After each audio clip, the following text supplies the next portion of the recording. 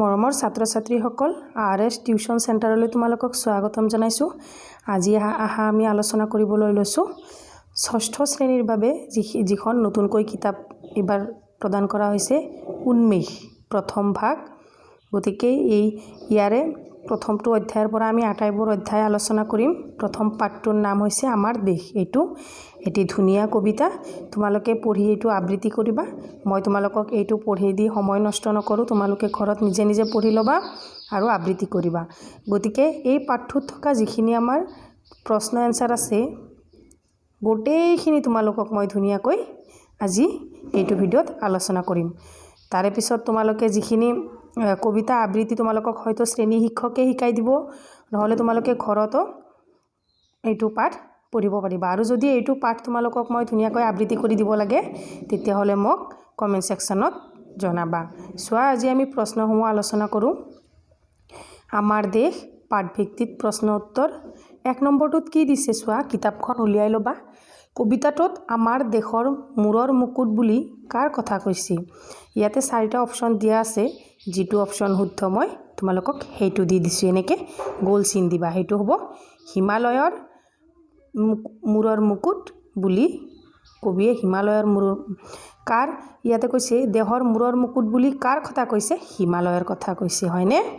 তাৰে পিছত 2 নম্বৰ প্ৰশ্নটো চোৱা, কবিয়ে আমাৰ দেশক দেশৰ দেৱভূমিৰ লগত কিয় তুলনা কৰিছে? কি ধুনীয়া কথা কৈছে যে কবিয়ে আমাৰ দেশক দেৱভূমিৰ লগত কিয় তুলনা কৰিছে। চোৱা, পুৰাণ মহাভাৰতত আমাৰ দেশখনক দেৱভূমি ৰূপে বৰ্ণনা কৰাৰ বাবে কবিয়ে দেৱভূমিৰ লগত তুলনা কৰিছে। এনেকৈ লিখিবা। মই একেবাৰে সৰু সৰুকৈ এনচাৰবিলাক দি দিছোঁ যাতে তোমালোকে পঢ়িবলৈ সুবিধা হয়। তাৰে পিছত 2 নম্বৰত দিয়া আছে কি চোৱা, দ্বিতীয় প্ৰশ্নৰ উত্তৰটো তুমি শুদ্ধ বুলি কিয় বাচিলা? কি বুলি কৈছে যে এইটো যে 2 নম্বৰ প্ৰশ্নটো চালা, কবিয়ে আমাৰ দেশক দেৱভূমিৰ লগত কিয় তুলনা কৰিছে, এইটোৰ উত্তৰটো আমি পুৰাণ মহাভাৰতত আমাৰ দেশখনক দেৱভূমি ৰূপে বৰ্ণনা কৰাৰ বাবে এই প্ৰশ্নৰ এনচাৰটো আমি কিয় বাছি ল'লোঁ বুলি আমাক 2 নম্বৰ প্ৰশ্নত সুধিছে। চোৱা ইয়াতে, কাৰণ কবিতাটোৰ শেষত কবিয়ে উল্লেখ কৰিছে পুৰাণত ভাৰতত দেৱভূমি বুলি আমাৰ দেশেই জিলিকিছে জগতত। কি বুলি কৈছে যে পুৰাণত ভাৰতত দেৱভূমি বুলি আমাৰ দেশেই জিলিকিছে জগতত। তাৰে পিছত এই স্তৱকৰ পৰা স্পষ্ট যে কবিয়ে পুৰাণ আৰু মহাভাৰতত ভাৰতক দেৱভূমি বুলি উল্লেখ কৰাৰ বাবে এই উপমা দিছে। এতিয়া বুজি পালা? তো এনেকৈ লিখিবা। তাৰে পিছত এইটো প্ৰশ্ন পৰীক্ষাত নাহে, এনেই তোমালোকক জানিবৰ কাৰণে দিছে। চোৱা, তাৰে পিছত তলৰ প্ৰশ্নবোৰৰ উত্তৰ দিয়া। চোৱা, ক নম্বৰটোত কি দিছে, কবিয়ে কোন ঠাইত অৰুণ উদয় হয় বুলি উল্লেখ কৰিছে? এইটো বৰ তোমালোকৰ ইম্পৰ্টেণ্ট প্ৰশ্ন, এইটো বৰ দৰকাৰী, গতিকে এইটো মনত ৰাখিবা। এইটো হৈছে হিমালয়ৰ গিৰিৰাজত। কবিয়ে কোন ঠাইত অৰুণ উদয় হয় বুলি উল্লেখ কৰিছে? গতিকে এইটোৰ উত্তৰটোত লিখিবা হিমালয় গিৰিৰাজত। তাৰে পিছৰ প্ৰশ্নটো চোৱা, কবিয়ে অমৃতধাৰা ক'ত বৈছে বুলি কৈছে? অসম মাতৃৰ বুকুত। কবিয়ে অমৃতধাৰা ক'ত বৈছে বুলি কৈছে? কবিয়ে অমৃতধাৰা অসমৰ মাতৃৰ বুকুত বৈছে বুলি কৈছে। মই আৰু ইমান দীঘলকৈ লিখি থকা নাই, যিখিনি এনচাৰ লিখিলে তোমালোকে একেবাৰে ফুল নম্বৰ পাবা, সেইখিনিহে মই লিখি দিছোঁ একদম চুটিকৈ। এনেকৈ তোমালোকক কোনেও নিদিয়ে, চাবাচোন। তাৰে পিছৰ প্ৰশ্নটো চোৱা, কিহে অসমী আইৰ গাৰ জেউতি চৰাই? কি ধুনীয়া প্ৰশ্ন, এইটোও বৰ ইম্পৰ্টেণ্ট প্ৰশ্ন, মনত ৰাখিবা যে শুকুলা পাটৰ ৰিহা মেখেলাই অসমীয়া আইৰ গা জেউতি চৰাই। গতিকে মই প্ৰশ্নত যিখিনি কথা আছে সেইখিনি মই লিখি দিয়া নাই, যিখিনি মুঠ কথা সেইখিনি মই লিখি দিছোঁ যে এনেকৈ লিখিবা তোমালোকে শুকুলা পাটৰ ৰিহা মেখেলা। নাম্বাৰটো দি পৰীক্ষাত নম্বৰটো ভালকৈ দি তাৰে পিছত এনেকৈ উত্তৰটো লিখি দিবা। তাৰে পিছত ঘ নম্বৰটো চোৱা, দেৱভূমি বুলি কবিয়ে কোনখন ঠাইৰ কথা কৈছে? ইয়াত ভাৰত দেশৰ কথা কৈছে।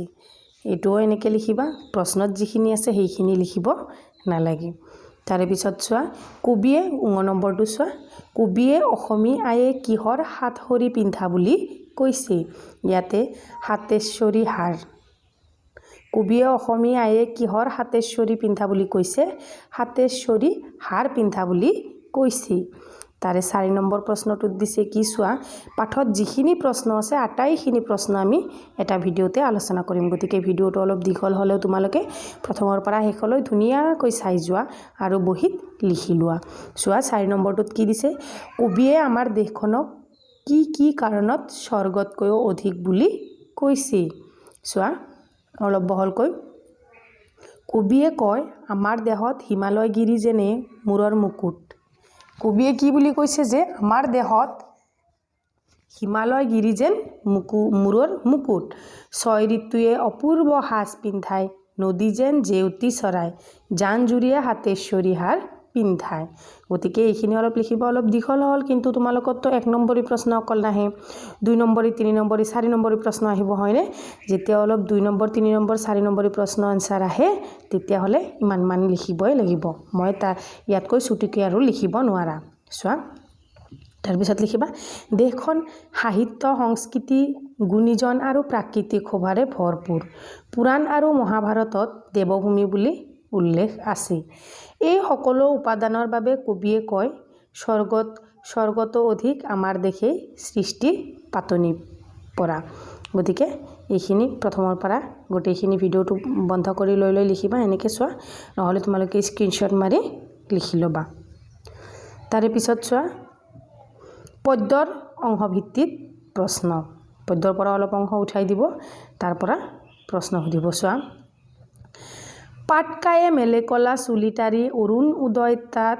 চৰণ দুখনি দিয়ে হিয়া খনিঘাট লুইতে পখালি চোৱা ইয়াত কি কৈছে যে কলা চুলিটাৰী কোনে মেলে বুলি কৈছে ইয়াতে পাটকাই পৰ্বত ইয়াত দিয়া আছে চোৱা পাটকায়ে মেলে কলা চুলিটাৰী হয়নে প্ৰশ্নখিনিত দিয়াই আছে চোৱা এইখিনি পাটকাই মেলে কলা চুলিটাৰী হয়নে নহয় গতিকে প্ৰশ্নটো এনসাৰটো ইয়াতে লুকাই আছে কলা চুলিটাৰী কোনে মেলিছে বুলি কৈছে এইটো পাটকাই মানে পাটকাই পৰ্বত তাৰে পিছৰটো চোৱা লুইতে কাৰ চৰণ দুখনি পখালি দিয়ে বুলি কৈছে ইয়াতে প্ৰশ্নত আছে চোৱা এইটো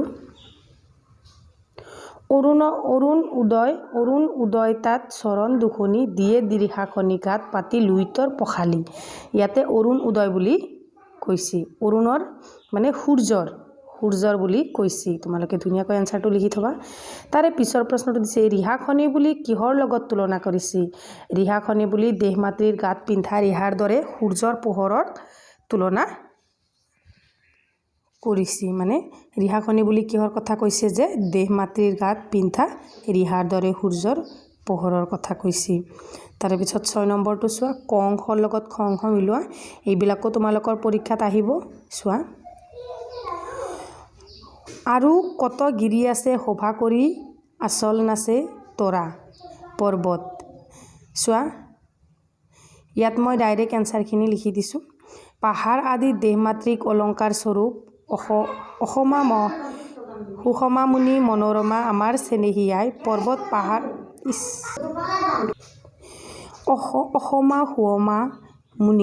সুষমা মুনি মনোৰমা আমাৰ চেনেহীয়াই পৰ্বত পাহাৰ নদ নদী সমৃদ্ধ অসম এখন মনোৰমা ঠাই তাৰপিছত চোৱা দেৱভূমি বুলি আমাৰ দেশেই জিলিকিছে জগতত বেদ পুৰাণ ৰামায়ণ মহাভাৰত আদি চোৱা মই ডাইৰেক্ট মিলাই দিছোঁ একো মই আণ্ডাৰলাইন কৰি থকা নাই সেনেকৈ তোমালোকে পৰীক্ষাত আহিলে ধুনীয়াকৈ যিটো প্ৰথম লাইনত দিয়া থাকে সেইটোৰ লগত কোনটো মিলিছে সেইটো লাইন মিলাই দিলেই হৈ যাব বুজি পাইছানে চোৱা তাৰে পিছত তালিকা দেহ মাতৃৰ সৌন্দৰ্য বৃদ্ধিৰ উপাদান আৰু সৌন্দৰ্যৰ ভূমিকা গিৰিবৰাজ হিমালয় এইটো হৈছে মূৰৰ মুকুট 6 ঋতু অপূৰ্ব সাজ পিন্ধায় পাটকায়ে কলা চুলিটাৰী মেলে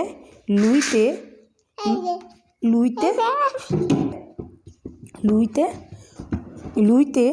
সূৰুজ চৰণ পখালি দিয়ে জানজুৰি হাতেশ্বৰীৰ হাৰ পিন্ধায় তাৰে পিছত চোৱা পৰ্বত পাহাৰ আচলত নাচে তৰা চোৱা শব্দৰ মিল থকা শব্দ হৈছে দেশ বেশ কেশ দেশ মেষ বেশ কেশ তাৰে পিছত ভৰা তৰা হাৰ গাৰ এনেকৈ তোমালোকে মিলাই লিখিবা চোৱা গাত পাত শব্দৰ খেলে 6 আখৰী শব্দটো শব্দৰ খেল 6 আখৰীয়া শব্দ চোৱা 6 আখৰীয়া শব্দ হৈছে ভাৰত পৃথিৱীৰ ভূ বুজায় হয়নে তাৰপিছত তত সুন্দৰী আৰু আৰু ৰত মাখন তাৰ পিছৰটো চোৱা বাক্য ৰচনা হিমালয়ৰ সৌন্দৰ্য অপূৰ্বৰ বাক্য ৰচনাটো এনেকৈ এই অপূৰ্বৰ তলত আণ্ডাৰলাইন কৰি দিবা আকৌ উদয় এনেকৈ তলত আস্থানি দিবা অৰুণৰ উদয় পূব দিশৰ পৰা হয় তাৰপিছত মনোমোহাটো লিখিবা আমাৰ দেশৰ দৃশ্য মনোমোহা তাৰে পিছৰটো লিখিবা জেউতি ৰিহা মেখেলাই জেউতি চৰাই আকৌ চেনেহী অসম আই আমাৰ চেনেহী আই তাৰপিছত চোৱা আলফুল 6 ঋতু আহি আলফুল কৰি সাজ পিন্ধায়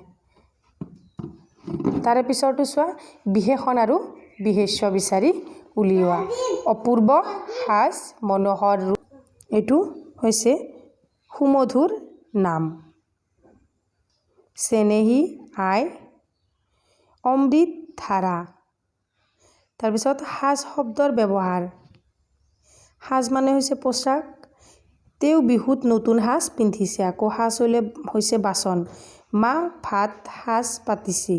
ভাতৰ সাজ পাতিছি তাৰপিছত সাজ মানে হৈছে নিৰ্মাণ কৰ আমি ঘৰখন নতুনকৈ সাজিছোঁ হয়নে ইয়াতে আকৌ দিছে পুলিংগ স্ত্ৰীলিংগ এইটোও বৰ ইম্পৰ্টেণ্ট তোমালোকে ধুনীয়াকৈ চাবা আৰু বহীত লিখি ল'বা পুলিংগ আৰু স্ত্ৰীলিংগ অসম অসমা সৰল সৰলা অচল অচলা বৃদ্ধ বৃদ্ধা সুষম আৰু সুষমা গতিকে মোৰ মৰমৰ ছাত্ৰ ছাত্ৰীসকল আজিৰ ভিডিঅ'টো ইমানতে সামৰিছোঁ যদি নেক্সট ভিডিঅ' তোমালোকে চাব বিচাৰা তেতিয়াহ'লে মোৰ চেনেলটো ছাবস্ক্ৰাইব কৰি ৰাখিবা থেংক ইউ ফৰ ৱাটছ